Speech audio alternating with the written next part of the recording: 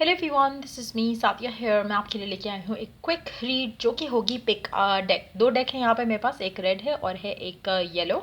आपको जो भी डेक चूज़ करना है आप चूज़ कर सकते हो। टॉपिक रीडिंग का रहेगा कि आपका पर्सन आपके बारे में क्या सोच रहा है। ज़्यादा कार्ड्स हम इसमें पुल आउट नहीं करेंगे, सो स्टे ट्यून्ड। और रीडिंग शुरू करने से पहले रिमाइंड करवा दूं कि ये एक जनरल रीड है, सबके साथ मैच कर भी सकती है और नहीं भी।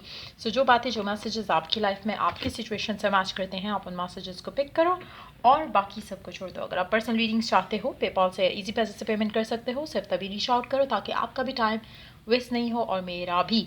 So let's dive into the read और लेट्स फाइंड आउट कि आपका पर्सन आपके बारे में क्या सोच रहा है। पहला डेक यूज़ करेंगे पहले, रेड वाला डेक। सो लेट्स सी कि जिन लोगों ने रेड डेक चूज़ किया, आपका पर्सन आपके बारे में क्या सोच रहा है। Let's begin. आपका पर्सन आपके बारे में क्या सोच रहा है।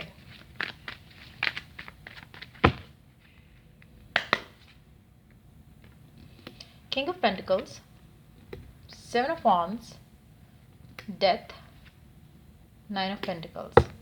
Underneath the deck we do have the Tower. अच्छा, to be very honest, आप में से मेजॉरिटी लोगों के लिए आपके पर्सन का फोकस राइट नाउ खुद के ऊपर है।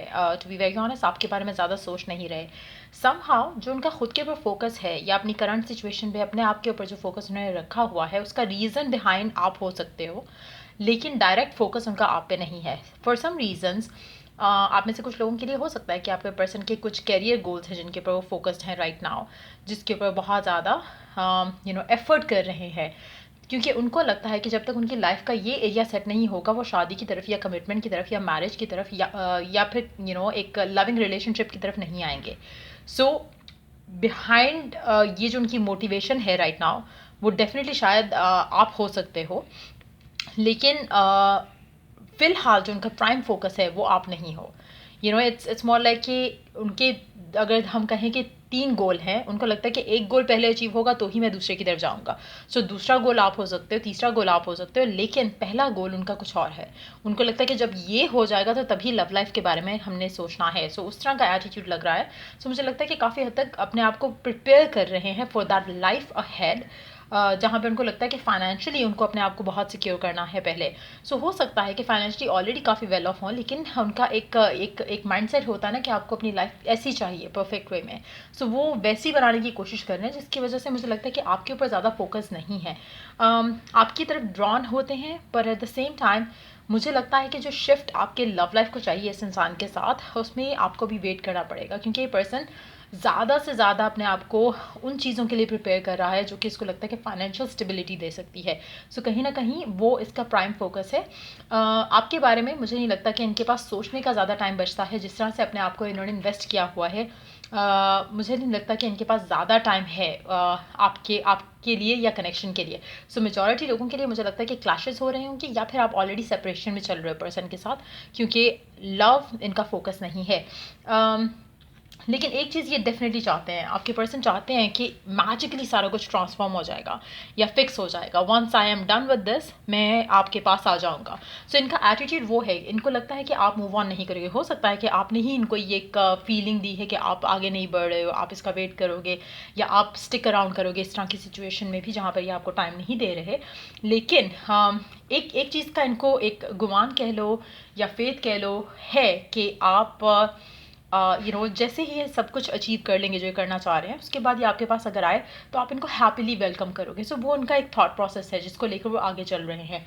सो डेफिनेटली मुझे लगता है कि डेफिनेटली आप प्राइम फोकस नहीं हो, लेकिन उनको लगता है कि आप इनका इंतजार ज़रूर करोगे। So that's what they are thinking about you right now. जब भी वो सोचते हैं, उनको लगता है कि बस थोड़ा टाइम और and then I will be with them. So इस तरह का थॉट प्रोसेस है। तो मुझे लगता है कि आपको इस इंसान के साथ काफ़ी काइंड ऑफ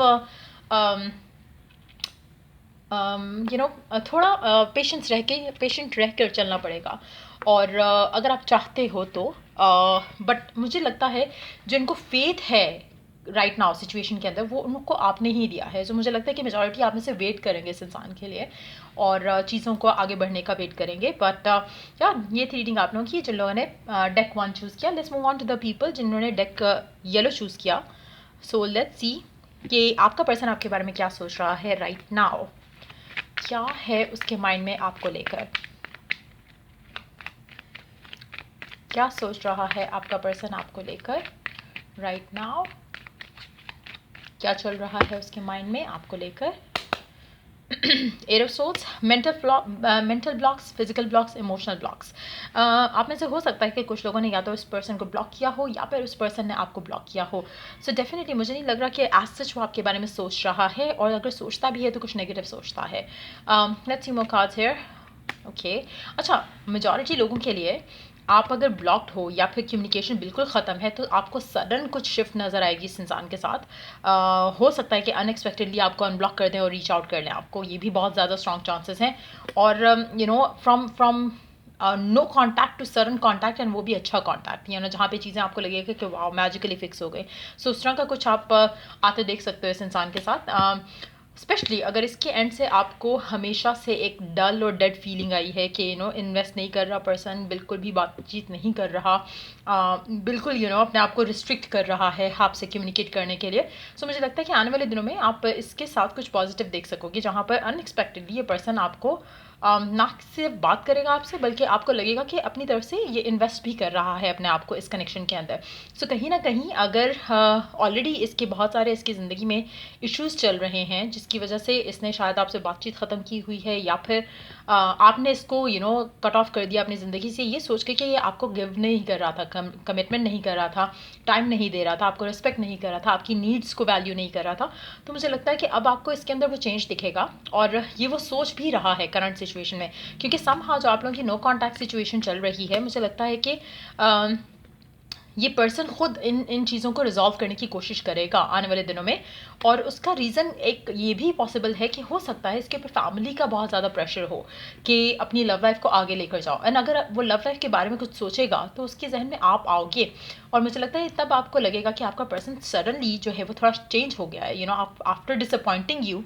तो वो गिवन करना शुरू कर देगा कनेक्शन में, जो कि अनएक्सपेक्टेड रहेगा आपके लिए टू इवन बिलीव दैट। और मुझे लगता है मेजॉरिटी लोगों के लिए, जो लोग आपकी लव लाइफ में आपको लगा था कि आपके रास्ते का ब्लॉक बन रहे हैं, जैसे उसकी फैमिली हो गई या उसका काम हो गया, समहाउ यही चीज़ें उसको हेल्प करेंगी to be back with you in a relationship जो कि आप डिज़ायर करते हो। सो कहीं ना कहीं अगर फैमिली के आपको लगता है कि फैमिली की वजह से वो आपको टाइम नहीं देते हैं, या इन रीजंस की वजह से, काम की वजह से वो आपको टाइम नहीं दे रहे, मुझे लगता है कि वही समहाउ मैजिकली ट्रांसफॉर्म हो जाएगी सिचुएशन, और वो आपको फेवर करेगी, आपकी लव लाइफ को इस इंसान के साथ फेवर करेगी।